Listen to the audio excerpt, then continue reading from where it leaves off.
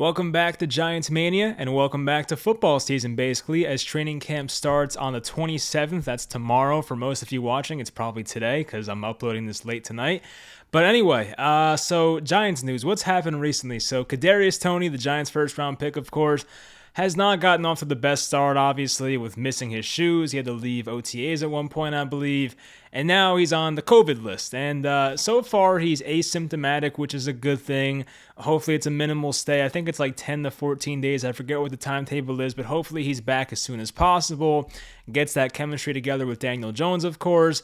No, he's not a bust yet. Don't be saying that stuff. Let the guy play first. But I do wish he was there and healthy for day one, but we'll have to wait a little bit. So that's the first thing. Number two, let me know in the comments how the lighting is. Do you guys like this lighting or... Because I have a dilemma with this. Is it this or this? I don't know which lighting is better. If you guys like the darker, the lighter, I don't know. But let me know in the comments about the lighting situation because I'm trying to make this the best viewer experience possible for you guys. But anyway, what else has happened? So some PUP list guys came out, the physically unable to perform. There were some guys we expected. Saquon Barkley's on there, of course, coming back from the ACL. Kyle Rudolph from the foot injury, the foot surgery. There were some surprises. Matt Parrott had a back issue, I believe, so hopefully he's okay. Hopefully it's like a back spasms type thing, and I hope he's fine.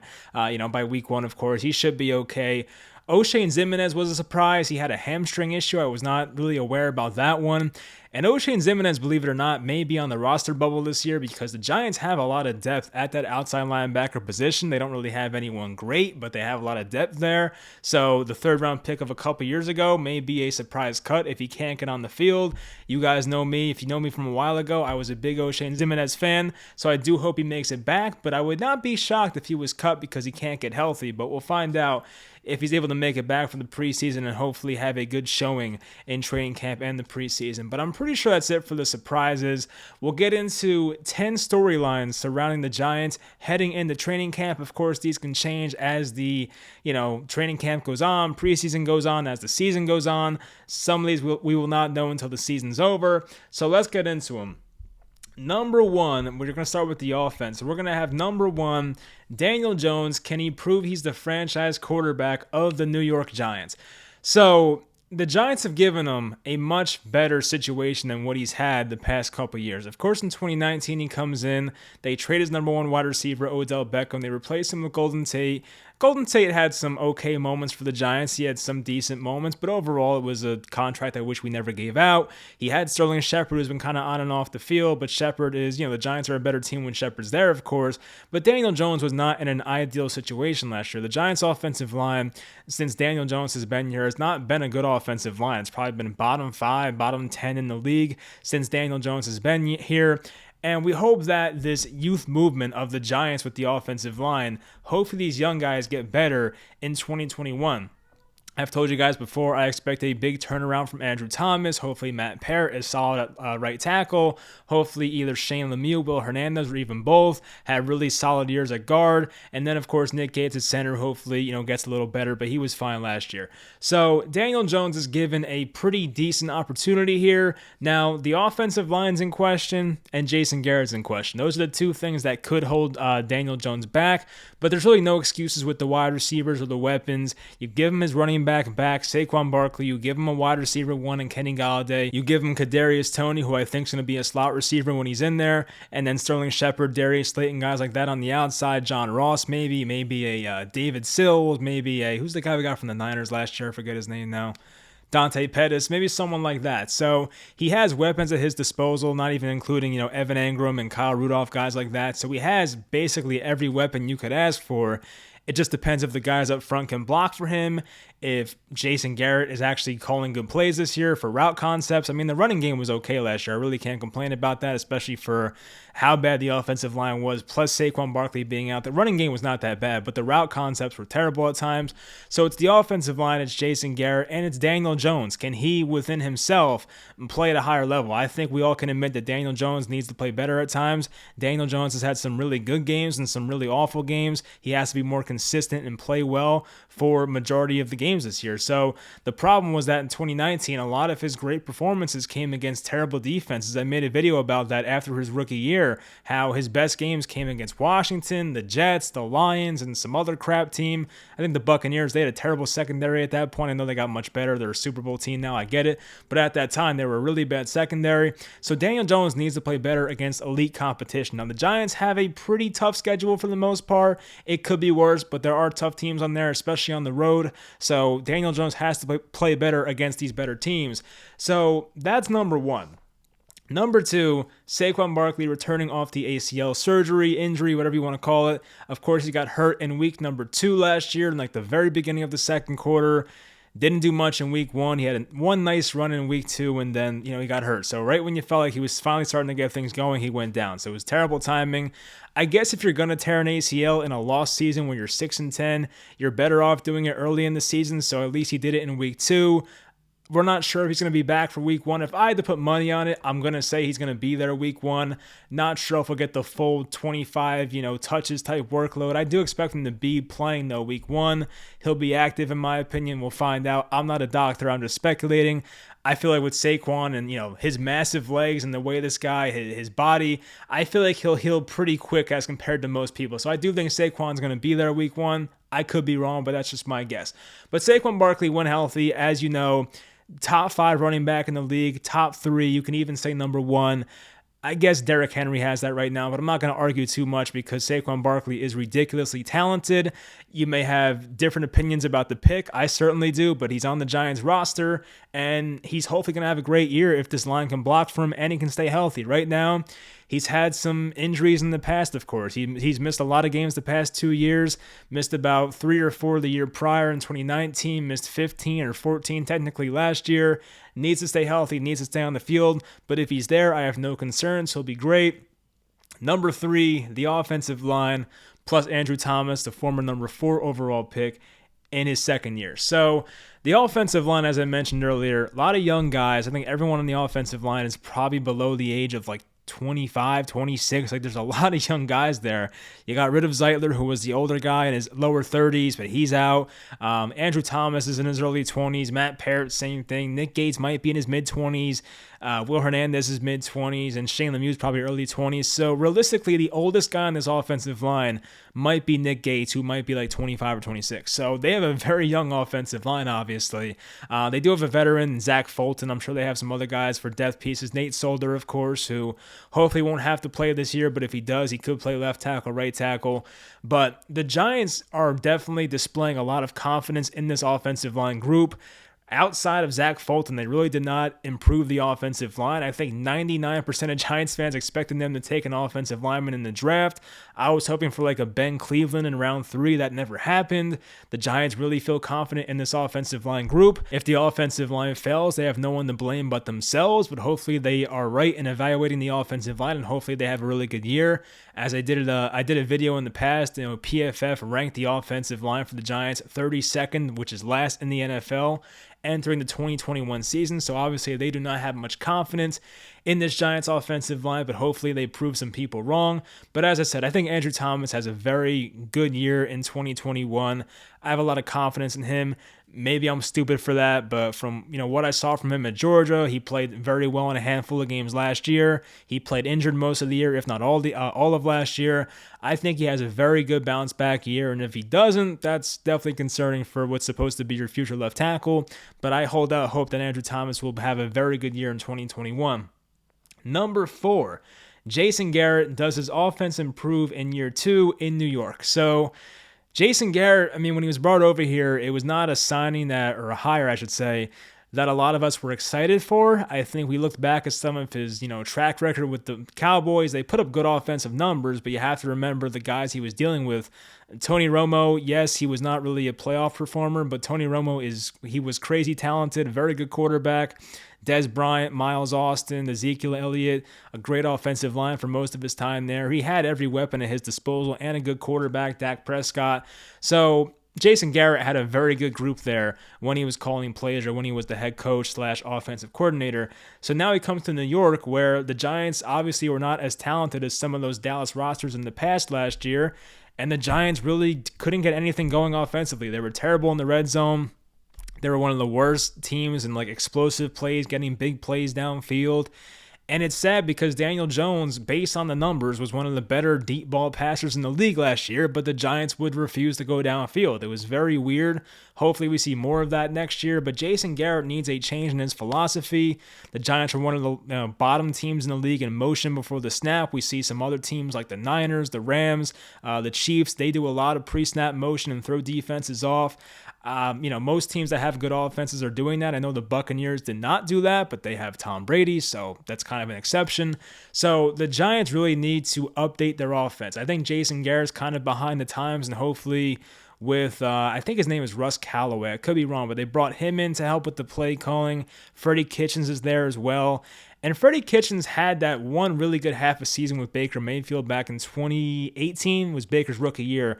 The second half of 2018 for Baker Mayfield, he made him a much better quarterback. So there's some hope that Freddie Kitchens can call better games here. And I do think, I've said this before, I think Jason Garrett's going to have a very short leash. If Jason Garrett sucks this year, he will not last the entire season. Trust me. He's not going to be here the entire year if the Giants offense is terrible. They've invested too much money here in the offense, of course. They've had, too much faith in this offensive line, a lot invested in Daniel Jones to go out there and be a terrible offense and not hold anybody accountable. So if Jason Garrett and the offense is not putting up numbers the first even month of the year, he might be out. So Jason Garrett has to hit the ground running here because it might get ugly there for his job. Number 5, how much do the new offensive weapons help the offense improve? I don't know if I worded that right. How much do the new weapons help the offense? All right, that was kind of right. So anyway, Kenny Golladay, Kadarius Toney, Kyle Rudolph, John Ross, Devontae Booker. How much do they propel this Giants offense? Now, of course, the offensive line has to play better. Number 8 needs to play better, of course. But if all those things, come to fruition, the receivers are going to be a big part of that, of course. So getting Saquon Barkley back is pretty much like signing a guy or drafting a guy, because the Giants didn't have him last year. It's kind of like getting a guy back. So now you get Saquon Barkley plus all the free agent guys they signed here. I'm not saying this will be a top 5 offense, even top 10, but I'm hoping for an average unit because that's really all the Giants need. They have a good defense. That's the clear and obvious strength of this team. They have the defense. They just can't have the offense be atrocious. If they have an atrocious offense, there's only so far you can get in a league that's very driven by offense and putting up points on the board. So if the Giants can't score next year, that's going to be a problem. And there's a limit on how far you can go. We saw it in 2016 with the Giants when they went 11-5. Their defense was great that year, but the offense was not that good. And once the Odell slant route touchdown stopped happening in Green Bay, the Giants offense was not so good. Obviously, the receivers were terrible in that game. I get it. But still, you have to have a at least pretty good offense here in the year 2021 when you're trying to win in the NFL. So that's definitely a big thing. But I think Kenny Golladay, I've seen fantasy football, people talk about him, how you shouldn't draft Kenny Golladay and all that stuff. And, Sterling Shepard is, he's hurt too much and he's just average. And then you have Darius Slayton. Well, he's not really a wide receiver 1, but he's more of a wide receiver 3 or 4. I get all that. But, Kadarius Toney's an unknown, of course. Kadarius Toney, I feel like, is either going to have a great year or a very disappointing year. Hopefully it's the great year, but we'll find out what he does. So there's definitely going to be more weapons at his disposal, though. I feel like Daniel Jones now has the opportunity to at least throw a jump ball to Kenny Golladay, or at least he'll have Kadarius Toney hopefully with a few yards of separation on these in routes and slants and all that. And Sterling Shepard obviously is a good possession wide receiver, and Darius Slayton and John Ross downfield. Kyle Rudolph in the end zone, throw it up to him. Evan Engram, maybe he can get some separation, so he'll have weapons. It just depends on the blocking, of course, but I do think this is kind of how you win in 2021. I know offensive lines are still important. I know that stopping the run is still important to a degree, but really having weapons in this, modern NFL where you need to put up points on the board is very important. So the Giants definitely addressed a big need for this team, which was wide receiver and playmakers. Once again, they get Barkley back, so that's a big playmaker right there. The guy can take it to the house on any given play. So the weapons they have should definitely help this win total, and it should make them a better offense. They cannot be 31st or 30th in the league once again with this much talent on the offense. Number 6, we're going to defense now.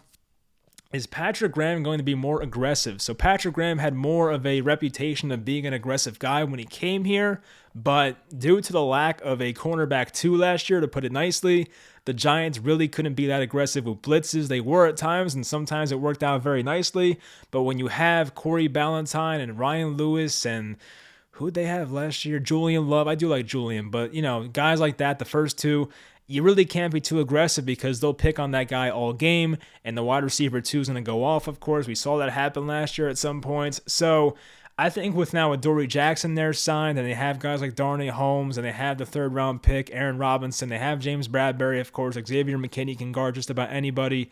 You have all these guys here.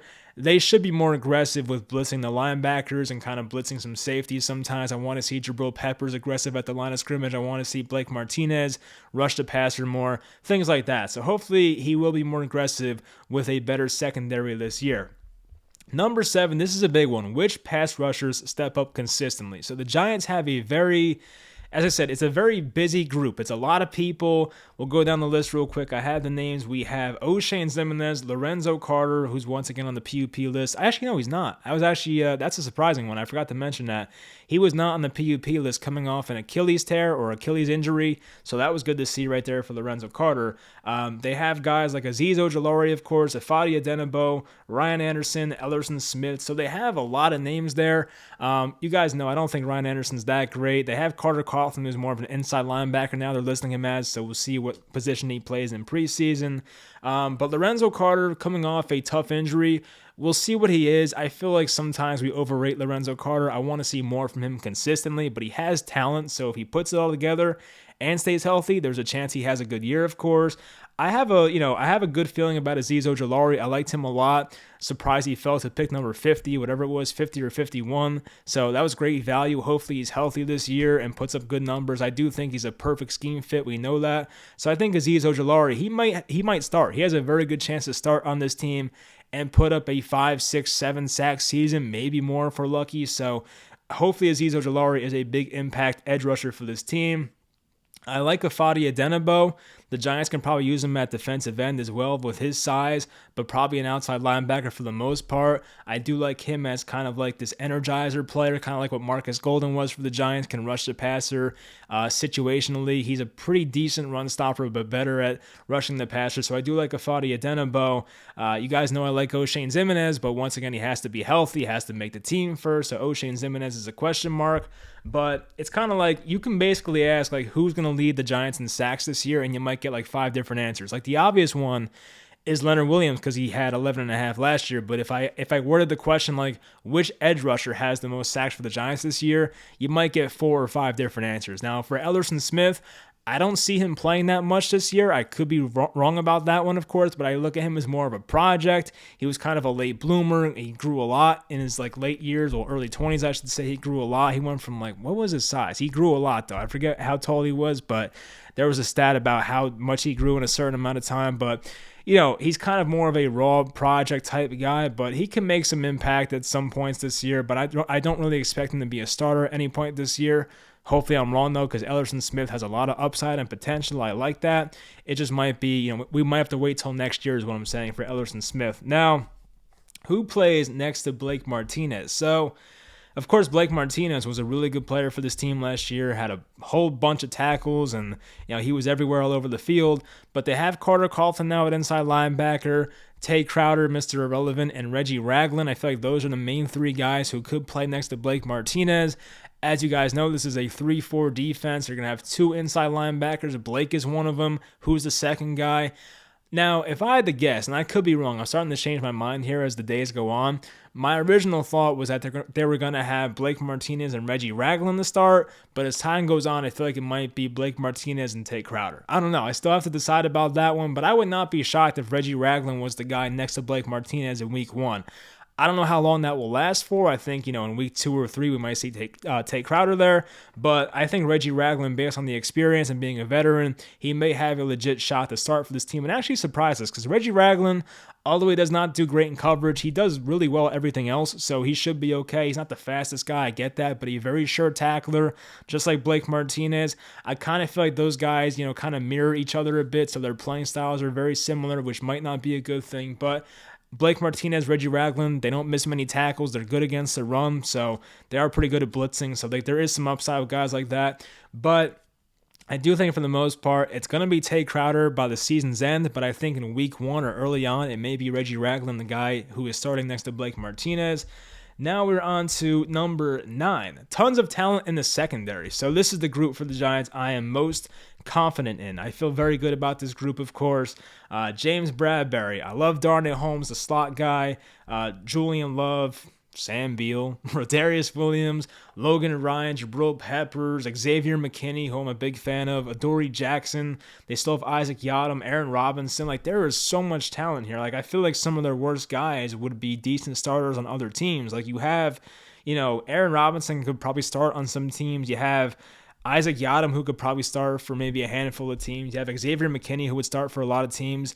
If you have a safety trio of Xavier McKinney, Jabril Peppers, and Logan Ryan, it's pretty damn good. And there's 2 safety spots. So I personally feel that if I'm the Giants, I'm playing Jabril Peppers at linebacker a good amount this year because obviously Jabril Peppers is probably an upgrade over Reggie Ragland. As much as I would hate to say it, probably an upgrade over Tate Crowder. So if they want to put Jabril Peppers in the box more, I'm definitely fine with that. And let Logan Ryan and Xavier McKinney be more of just natural safeties. We'll find out what they do, but I could see that being a possibility. But I do think McKinney has a very good year. I think McKinney will be big for this team because the Giants historically, especially the past 5 or 6 years, whatever it's been, have a very tough time covering tight ends. I feel like this will be the guy, Xavier McKinney, to go out there and help trying to cover some of these dangerous tight ends. I'm trying to think. I think they play the Raiders this year. Darren Waller. I'm trying to think who else they play. That's a very dangerous tight end. But, of course, Zach Ertz, Dallas Goedert in the division. Who else is in this division? Logan Thomas for Washington had a good year last year, the former Giant, actually. So, there are some good tight ends the Giants will face this year. So I think Xavier McKinney might be very big in those type of games. Even like a Julian Love for depth reasons. I like Darnay Holmes a lot, as I said, as a slot guy. There's debate between Darnay Holmes and Aaron Robinson, who's going to be the slot corner week 1. I still think it's Darnay Holmes. I think actually Aaron Robinson's on the PUP list with a core injury.